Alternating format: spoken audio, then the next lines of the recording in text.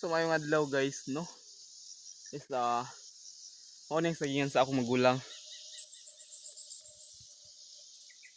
So paadto ni sa taas guys, no. So mao ni ang business sagingan farmers, no. Sa tawde sa Tagayani. Sa tungod sa kasulid kayong mga yuta diri guys, kining mga tanom diri is goods pa kaayo ug kining mga yuta kusog pa kay mo hatag og mga vitamin, no. So hatag gusto pa mo yung mga abono ana ba. So kining mga saging kining mga tambok jud kayo. So hatagan ta mo og example, no. Okay ni. Dili na kapunuan. Tulo pero mga saging dagko kayo. Kana. So nakita jud niyo ang kakuan sa saging, no, kakusog, no. So napa example guys, no. Ini. So kini wa pa ni bunga. Pero nakita nimo ang lawas. Murag lawas sa garnaba, no. So mao ni mga example diri sa among yuta, no. O mao pa diri luwag kayo ni diri guys, no. So mao pa bago pa nin tanom, no.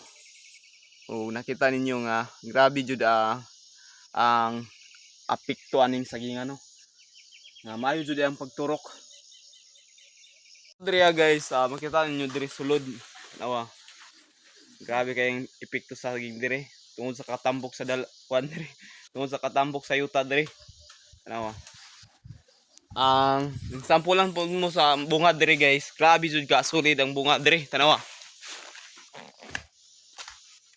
So para makatuod jud mo nga ang yuta diri sa bukid nga perte jud ka tambok. Tanawa. Kanaw. Grabe jud ka solid guys, no? Napang uban diri guys, daghan jud ang bunga diri. So ang tagyaron nga ako magulang harvest man siya karon din. Murag kini ma-harvest na ni. Ini. So grabe jud ang apekto sa saging diri, no.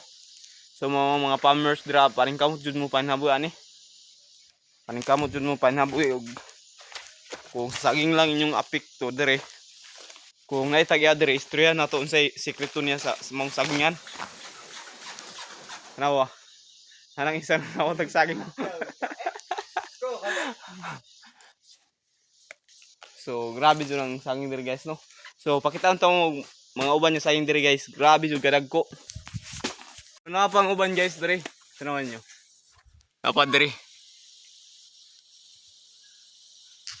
Grabe ka solid jud kadagko sa saging diri, no. Grabe. Napang uban diri guys. Ano? So tanawan yung puso, grabe kadagko.